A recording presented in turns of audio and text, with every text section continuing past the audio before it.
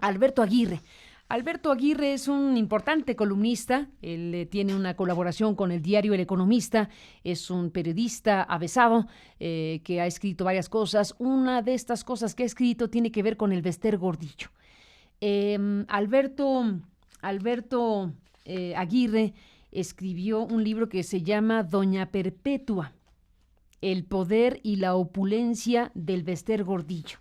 Por muchas razones, pero obviamente por la razón fundamental de la liberación del Bester Gordillo, es que buscamos a Alberto para hablar pues de este personaje que entra en una recta diferente, que logró sortear las acusaciones en su contra de delincuencia organizada y otros delitos, y que ayer se anunció en la madrugada que por orden judicial quedaba libre, y que en ese instante pues había decidido incluso abandonar ese departamento en Polanco donde vivió los últimos tiempos en una especie de prisión domiciliaria. Bueno, no especie, en una prisión domiciliaria.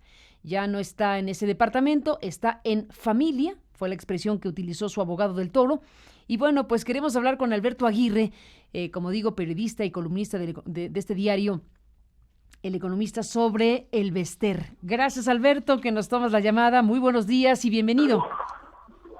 Muchas gracias, Carmen. Un gusto saludarte a ti y al auditorio. Igualmente, Alberto, un gusto platicar contigo. Oye, pues estamos con esta noticia de la liberación del Bester. ¿Qué dices de este personaje y de este momento que se vive? En primera instancia, lo que hay que resaltar es desde que a el Bester Gordillo la PGR la aprendió en el aeropuerto de la ciudad de Toluca. De Toluca, sí. Hace 5 años, ella se propuso salir absuelta de las dos acusaciones que le formuló el Ministerio Público, que eran una por defraudación fiscal y la otra por delincuencia organizada por el uso de recursos ilícitos, ¿no?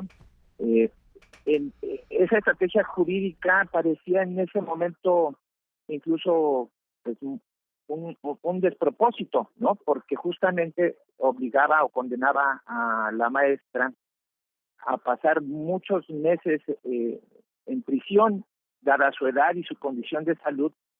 Sí parecía una estrategia, incluso podríamos decir hasta errónea, pero su equipo jurídico siguió las indicaciones de la maestra, que tiene esa intención de salir suelta, ¿no? Y bueno, estamos viendo ya el último tramo de una ofensiva legal que lleva muchos años, que ha entretenido bastante a magistrados de tribunales unitarios y de tribunales colegiados en el Poder Judicial, y que en el último tramo, de acuerdo a lo que me comentan sus más cercanos, pues se arreció esta ofensiva, pero ya con ella actuando, porque ella esperaba, en su entorno esperaban que en las vacaciones de este verano ella ya tuviera estado en libertad. Apenas esto está por concretarse, ¿no? Los últimos 2 recursos fueron notificados, sus resolutivos, entre el lunes y ayer mismo, y bueno, pues la maestra ya puede decirse que recuperó la libertad y que está absuelta de los delitos que por las que lo fue acusada por el Ministerio Público de la Federación. Alberto Aguirre, escribiste, como dije, junto con Arturo Cano, este libro de Doña Perpetua, El poder y la opulencia del Bester Gordillo. ¿Quién es el Bester Gordillo? ¿Cómo la definirías? ¿Cuál ha sido su biografía? ¿Qué define su existencia? ¿Y cómo se construyó el tipo de poder que ejerció muy potentemente su liderazgo en el CENTE? Vino esta desgracia para ella y ahora sale de nuevo. ¿Quién es el Bester Gordillo? Sí, como bien recuerdas, junto con el respetado colega, gran cronista de la jornada, Arturo Cano, tuvimos la oportunidad de escribir este libro a 4 manos, que en una etapa comenzó a reportearse hace casi 30 años, cuando la maestra tuvo por primera vez la ocasión de convertirse en secretaria general del sindicato. Hay que recordar esos pasajes justamente cuando la caída de Carlos Joncitud Barrios, ¿no? Y el ascenso de la que fue su secretaria de Finanzas, la maestra Bester Gordillo, de orígenes muy humildes allá en Chiapas, ¿no? Y de una rauda carrera sindical en la sección 36 del Estado de México, ¿no? Hace 30 años de que el Baester por primera vez llegó al poder sindical, y lo paradójico en muchos sentidos es que pasadas estas 3 décadas tal vez la maestra podría regresar al poder sindical, ¿no?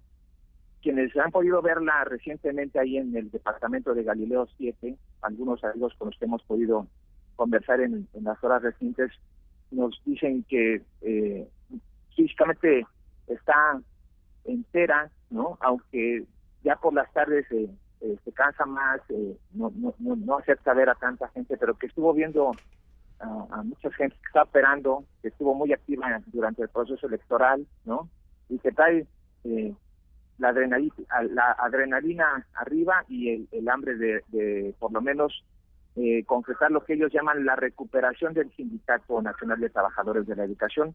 O la revancha, Alberto. Juan Díaz de la Torre. Sí. O la revancha. O la, y, oye, o la revancha. Sí. Sí. En términos de la disputa por el poder del magisterio, hay que recordar que tiene 1.800.000 agremiados la organización. Pues han ocurrido también recientemente cosas muy interesantes. En febrero, cuando se cumplían justo los 5 años de la detención de El Baester, la actual dirigencia sesionó en un congreso extraordinario y desapareció el cargo que alguna vez ocupó El Baester, el último cargo que ocupó la maestra, que fue la presidencia del Consejo General Sindical, para regresar a una figura, modificar el estatuto y regresar a una figura donde Juan Díaz de la Torre es el presidente del sindicato y hay un secretario general, el maestro Cepeda, ¿no? Una especie de poder compartido. Y justamente a través de las redes sindicales, de las redes sociales magisteriales, este nuevo grupo apareció en el proceso electoral muy cerca de Morena, pues se nota un trabajo ya muy activo en los últimos meses para recuperar al sindicato, ¿no? Entonces, hay quienes opinan que podría ser Rafael Ochoa Guzmán, también exsecretario general del sindicato, quien encabezar estos esfuerzos, pero en realidad la que está detrás de todo esto pues es la maestra, pues bien podríamos decir, como apuntas, Carmen, que viene por la revancha. Imagínate, supongamos que es así como tú y yo pensamos, en un tiempo político donde el presidente de la República va a ser Andrés Manuel López Obrador. ¿Cómo te imaginas eso?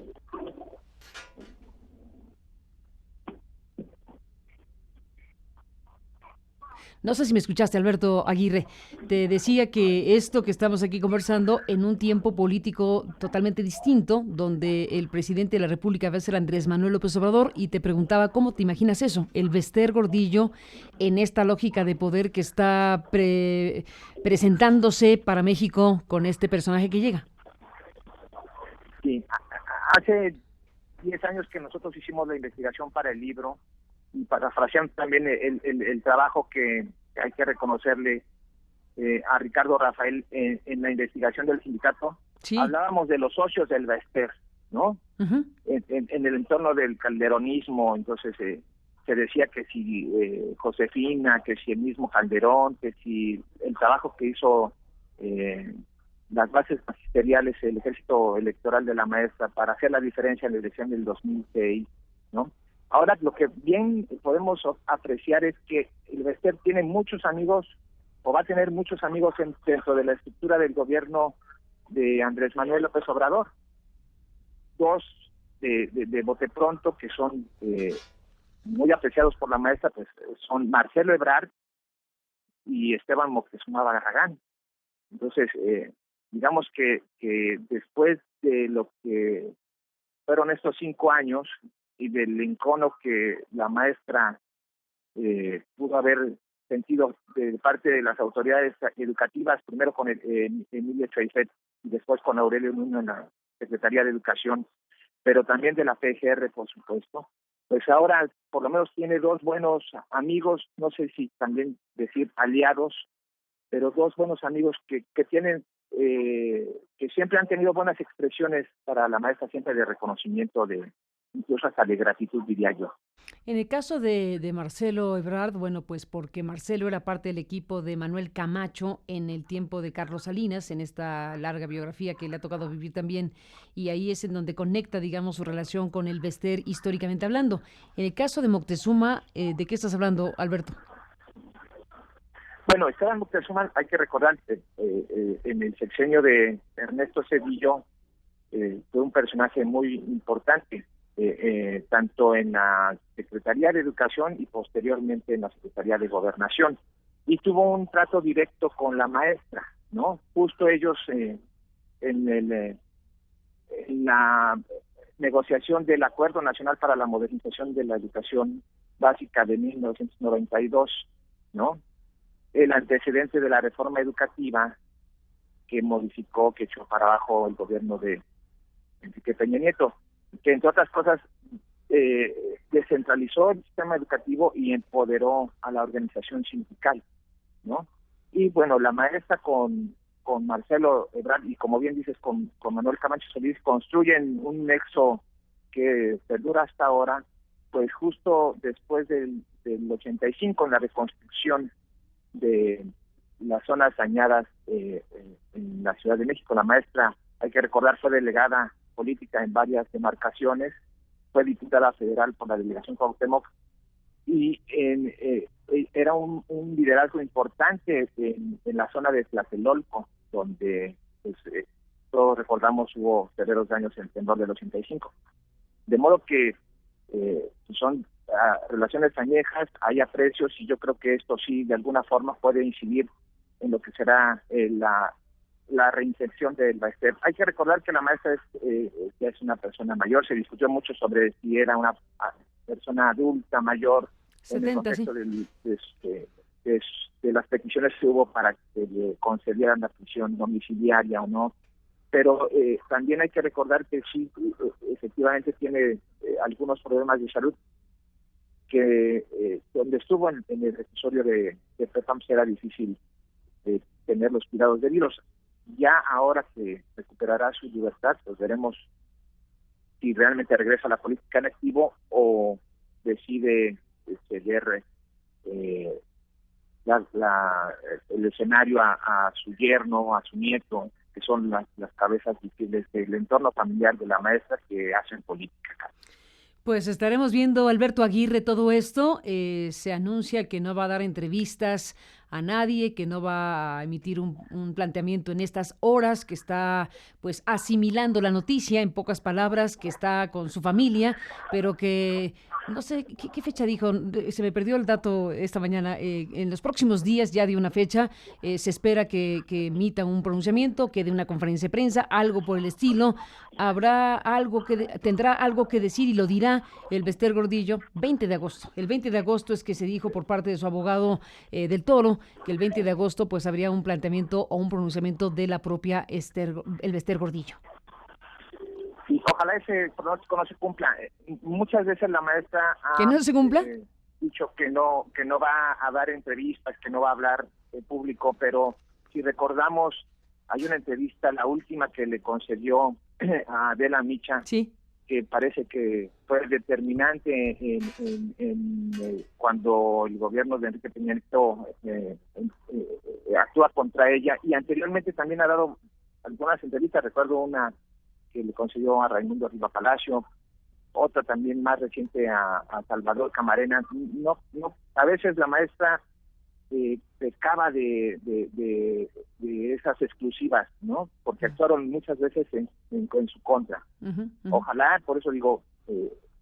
pero dice que no lo hará en los próximos días, no dijo que no, sí, dijo que en este momento, que claro, está asimilando la noticia, ojalá, pero estoy de acuerdo, lo que importa es escuchar. Tú la buscarás o nosotros la buscaremos. Seguro que sí. Hay que lograr que vuelva a hablar, porque tendremos cosas que decir, sobre todo. Imagínate que diga, ¿qué fue lo que pasó con usted? ¿Sabes que tuvimos aquí hace un momento la presencia de José Agustín Ortiz Pinchetti? José Agustín Ortiz Pinchetti, Sí. que vino a hablar de AMLO con los pies en la tierra y de un montón de cosas más, entre otras, siendo Ortiz Pinchetti quien es. Bueno, le preguntamos obviamente que qué pensaba de la liberación del Bester Gordillo en un día como hoy, por cierto, porque además coincide con la fecha en la que Andrés Manuel tomará este documento de constancia de presidente electo. Bueno, pues coincidió la fecha en cuestión con la liberación del Bester Gordillo. Bueno, en el imaginario colectivo, usaba yo esa expresión, se tiene como dado que Peña Nieto la metió a la cárcel, pero se puede también plantear que Andrés Manuel hizo algo para liberarla. Dice Ortiz Pinchetti, no. En realidad yo creo que fue un pacto sexenal como los muchos que ha habido, donde el pacto fue con Peña para que estuviera en la cárcel un sexenio. A saber, Alberto, pero ahí está lo que tenga que decir ella misma. Sí, yo lo que subrayaría en ese terreno es que el Baster decidió, jurídicamente hablando, emprender el camino más difícil, la ruta más complicada, ¿no?